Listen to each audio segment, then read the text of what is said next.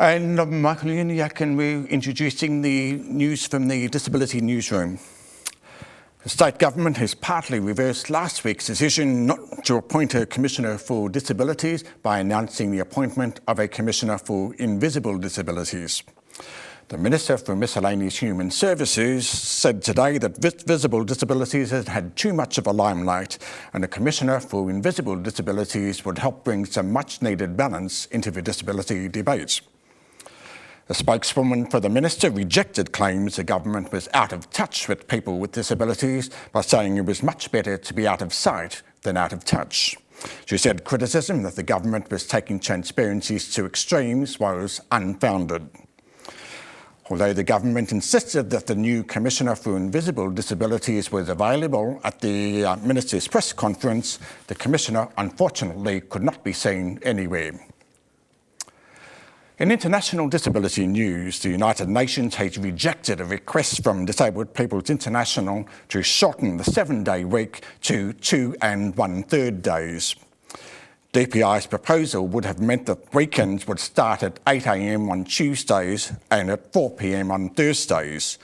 DPI says this would create 156 weeks every year and would therefore relieve the pressure of too many awareness weeks for too few weeks in the present year.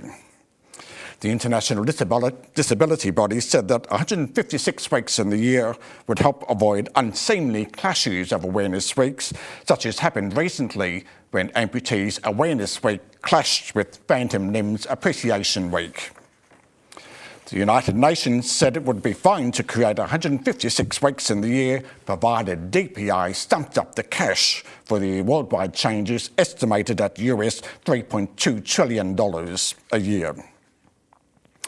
Back in Australia, the Department of Miscellaneous Human Services has announced a dramatic change in its disability funding policy by using an essay writing competition to find out which disability is the worst of them all. In a move which Minister Joe Allwright said was a good example of putting the fun back into policy, disability organisations will now be required to write a 3,000-word essay demonstrating why their particular disability is especially bad, unpleasant or tragic. Essays will be marked by a team of bureaucrats who will rate essays according to strict criteria, which include the number of Kleenex tissues needed to be used and the time spent in debriefing with grief and loss counsellors. The Minister said that all the government needed to do then was to give most money to the most deserving and a little less down the line. The Minister added that this was a good example of the government's drive to ease the regulatory burden on business and the community. And in disability cultural news, the government-backed disability rock group INXS has won first prize in its first public performance since being brought out by the Department of Family and Community Services. Previously known as INXS, the department purchased the rock group and immediately sacked the able-bodied musicians, citing numerous unspecified breaches of its Australian workplace agreements.